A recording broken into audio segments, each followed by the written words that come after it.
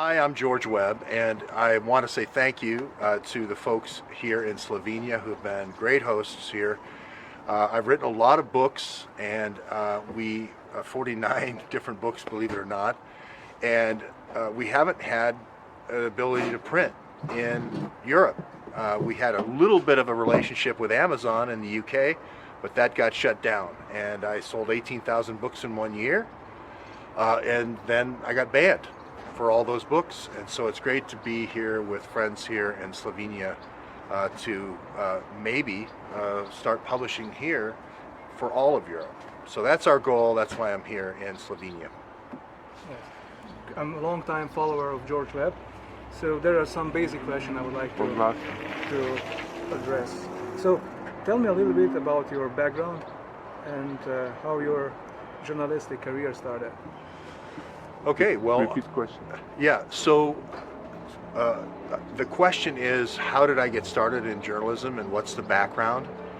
And my background is in technology. I started in computers and then computer networking, and so I went around and fixed networks and sold tools to fix very, very large networks. Microsoft, Amazon, you name it, Google, Facebook was a customer, etc. All the very large companies in the United States.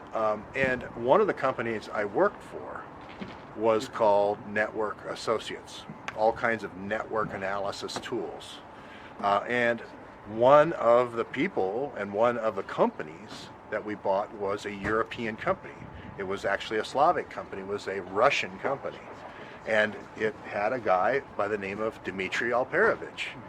And he and his team, 12 people from Moscow, was a part of the team that gave input on buying this company. He came into our company and he wrote privacy software called PGP.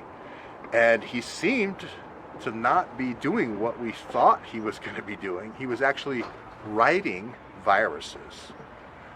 Writing viruses like you would write in warfare, cyber warfare. And then we were selling a whole bunch of viruses because Dmitry was writing new viruses. So I forgot all about that. It seemed very bad to me. I left the company. 16 years later, I find out the DNC is hacked.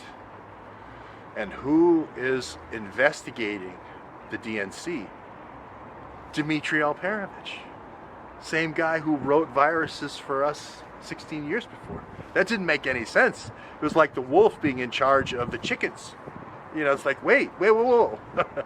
And that's why I got involved, because I knew something was very, very wrong. What brings you to Europe?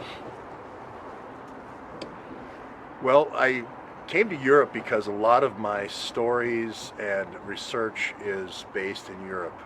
Like I mentioned with Dmitry Alperovich, is from Russia. Ukraine is obviously a big part of my research because I had found key evidence in my investigations in Washington, D.C. that led me to Ukraine. So I found Hunter Biden's BlackBerry, or maybe one of the other Biden's BlackBerries. Where did that lead? Ukraine. You wouldn't think it would lead to Ukraine, but it did. Metabiota now we know leads to the Ukraine biolabs. So this is key evidence, right? There's other stories with NATO and laboratories that are developing bioweapons and doing gain of function work that also are in Europe. So I started out my trip here in Holland at the Erasmus Lab in Rotterdam. I then went to investigative journalists in Holland.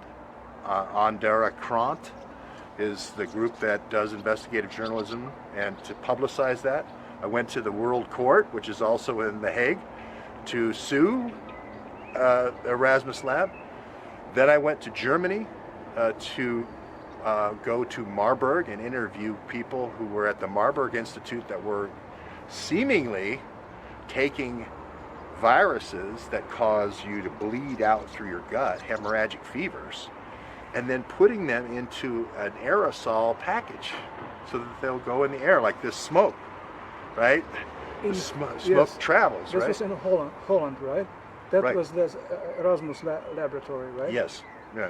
That's where they created this envelope, or Yes, the envelope, the aerosolizing envelope, you've seen a picture of, looks like a Velcro ball.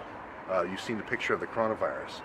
And what was inside, going inside the envelope, was what they were making in the Marburg lab. So I started with Erasmus with the outside shell. The stuff that goes on the inside was Marburg. And then I followed it to Ukraine, where those two things were being put together and being tested on these animal farms, as well as being tested potentially on humans, like Russian soldiers, like Russian-speaking people in Donbass. So there was potentially a bioethnic cleansing happening in Donbass over an 8-year period. I didn't know it was true, but I had a lot of indications it was true. Then the Russian Ministry of Defense attacked, and they started producing the evidence, one after another, that yes, it is true. one of the evidence was also that there is a document you published on Twitter that shows that they were interested in one branch of American Army, right? Was interested in United States Air Force Yes. we have documentary evidence saying we don't want Ukrainian samples, blood samples. No, we want Russian blood samples. Why is that? Because they want to see if, sometimes you use smoke like this, the smoke carries whatever you're trying to transmit, and then you need to get the blood of the person to see if it worked. Because I need to breathe it in, bring it into my lungs, it goes into my blood, and then does it stay in the lungs? Is this something that could mark people, like a vaccination badge and so forth, so that I know this is George and I know this is Simon, right? That could be what is happening, we don't know. But we do know that you mentioned that there are differences how people react to COVID. For instance, by the blood type. So some blood types react worse than the others, right? Right. Yeah. So what Simon's mentioning in his question is different people with different blood types, A, B, and O are the big major blood groups, have different reactions to COVID, and it's true. If you have A blood type, you're twice as likely to be sick as with a B blood type. If you have a B blood type, you're twice as likely to be sick than if you have O blood type, which is seemingly not sensical for a virus to be that smart to target certain blood groups. But if you look at Europeans, and most Europeans survived these different plagues, so most of the O blood group in Europe got wiped out by the plagues, and a lot of the B group. So a lot of A in Europe.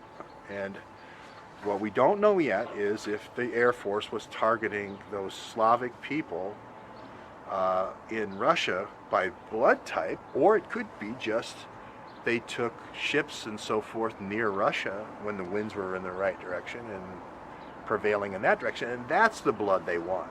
But there's no question they wanted Russian blood. They wanted Russian blood.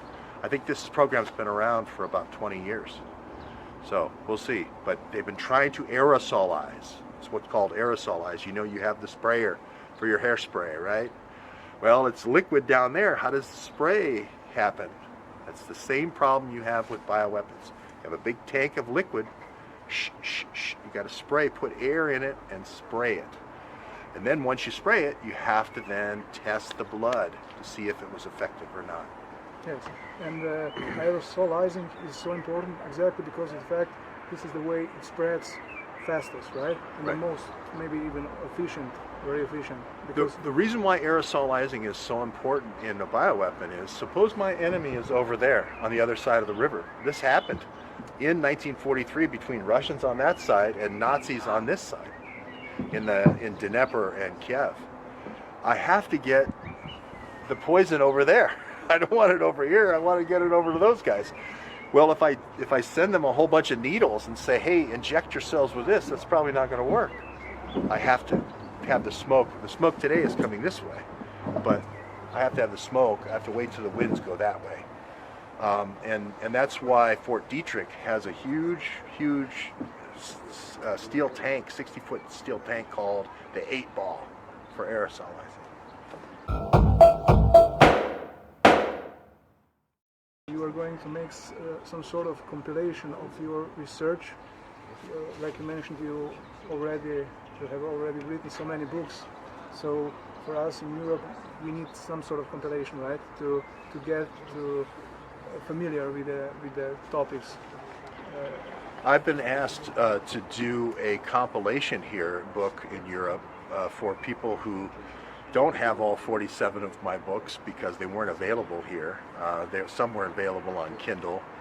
But to summarize everything I've done, all 49 books that I've written, and I think 50 now, into one book with telling the story of Europe country by country from every book I've written and how it all fits together. So I'm doing a special book for Europe, and I haven't completed it yet. And then I'm also probably going to publish one other book here, probably Blackberries Matter, or A 1 Minutes to Midnight, which is one of my more popular books. But I looked at the printing of the books. It's beautiful printing. I looked at the ability of their color and their perfect binding and everything and the different sizes, and I can have an overleaf, and it's well done. And so I'm very happy with this publishing company here in Slovenia. Plus they have great promotion of their authors and great promotion of the topics of their books, and a good distribution network amongst all the booksellers. So I'm excited about working with them. Now I have one kind of random question. Is a little off topic, but it's probably interesting for people from former Yugoslavia. Which is, the question is, was Josip Broz Tito, Marshal Tito, was he a Russian agent or was he American agent? Very good. Sehr gut. Yeah, okay, all right, yeah. So the question is about Marshal Tito. Oh. And I followed the career of Marshal Tito. Of course, he was the longtime, very stable dictator of Yugoslavia before it split into Croatia and Montenegro and Kosovo and Serbia and all these other countries. Slovenia is one.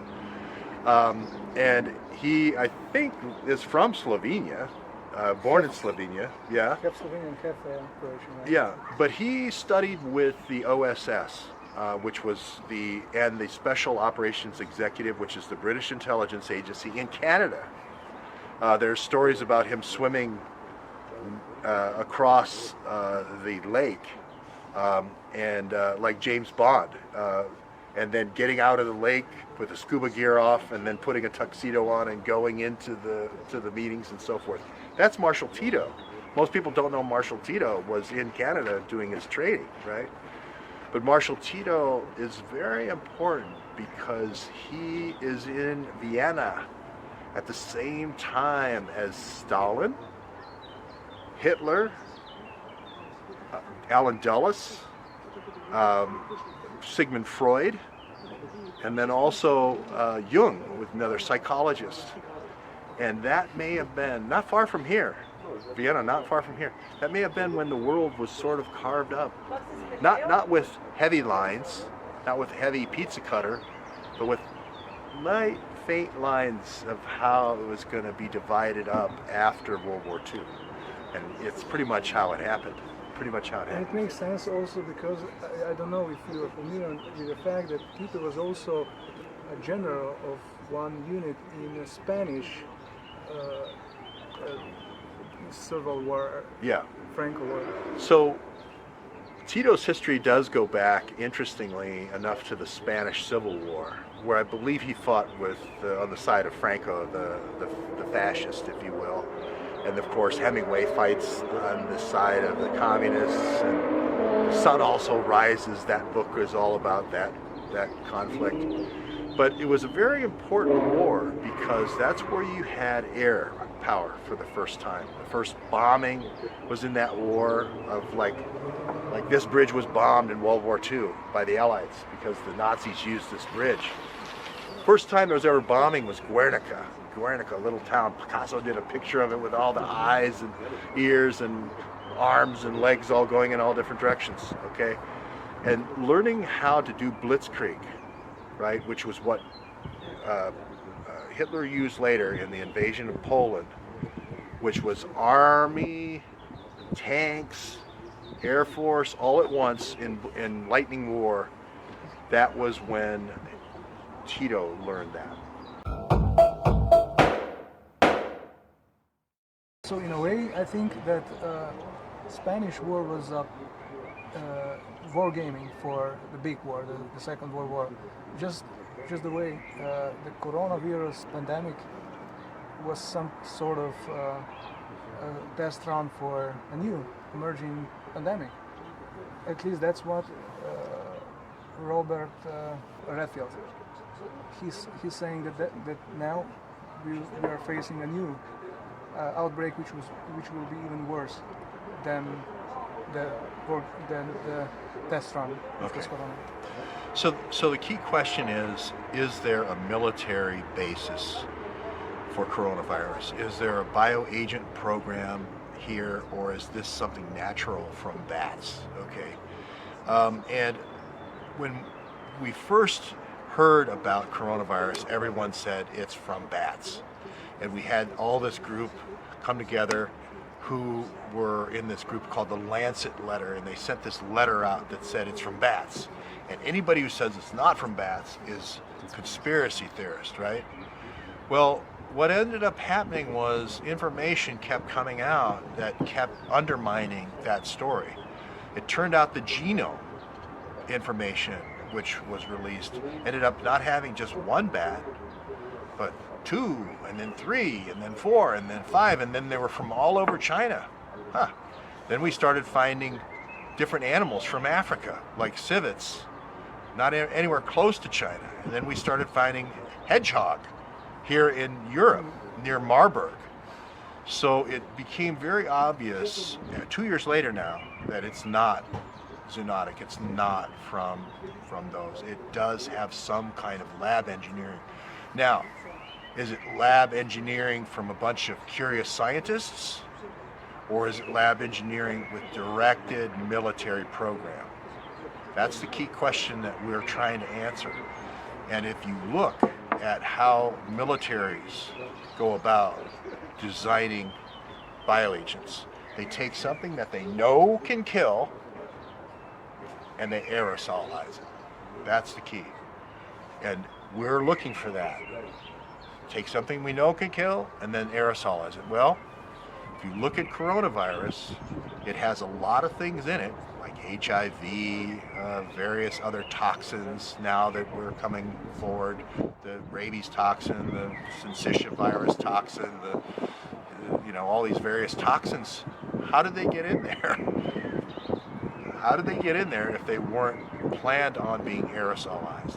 So that's the big question we've got right now. And I think as we move forward in Ukraine, it is a precursor to the next Third World War type of war, which is biowarfare. This next war will have something that is released that only kills Russians and that saves Ukrainians. Whether that's because they're on the other side of the river or something in their blood, we don't know. But I do think coronavirus was done by the same people and spread by the same people that are in Ukraine right now, because they were there in Hong Kong in 2019, in September, before the breakout. We have the IP addresses. We're not guessing. We have the IP addresses of these people who were dealt in these bioagents before the breakout. And we have the paperwork from Russia which talks about these various bio programs. So we'll see. We don't know yet, but we might have a bioweapons attack in Ukraine.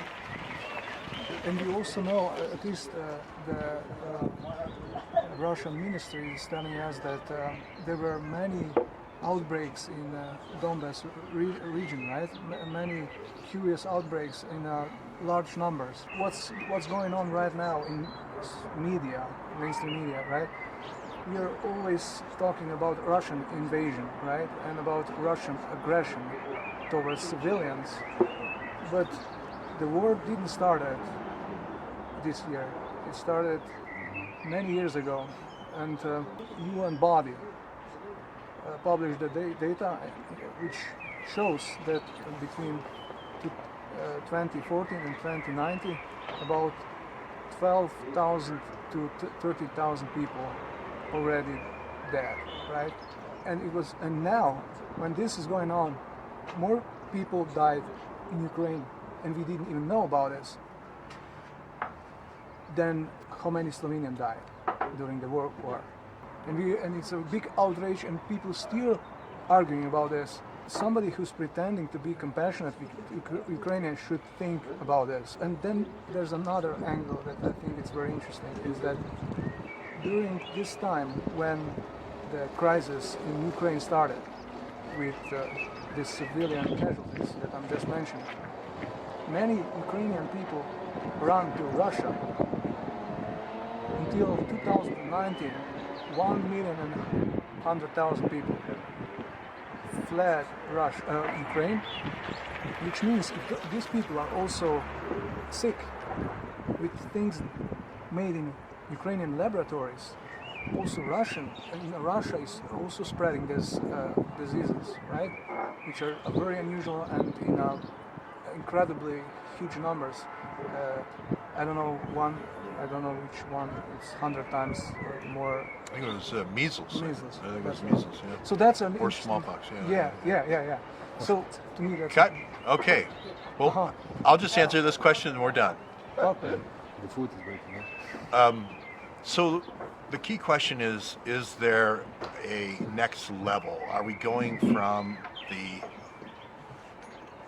baseline test level from where coronavirus was, and now are we going to get to a bigger bio war? And the Redfield from the CDC has predicted, yes, that influenza, the next big one, H5N1, the one that they have been doing the gain of function work on, is going to be, the Erasmus lab, is going to be the next big bio warfare breakout, right? I think they're right. I think that is coming in Ukraine. It's already happening in America. There's already 30 different states where it's broken out. This used to never affect humans. It was only for chickens and swine. Now that's combined again and now affecting humans. So I think we have to shine a light on this. We can't let things go like we did in the Donbass, where 12,000 people die over 8 years and nobody notices and nobody puts any attention to it, because we don't know what kind of bioexperimentations happened in the last years. We really need to focus on that now, and that's why it's important. Thank you, George. And we should end it right there. Yes. And go eat. Go eat. Okay, and then we'll do our show.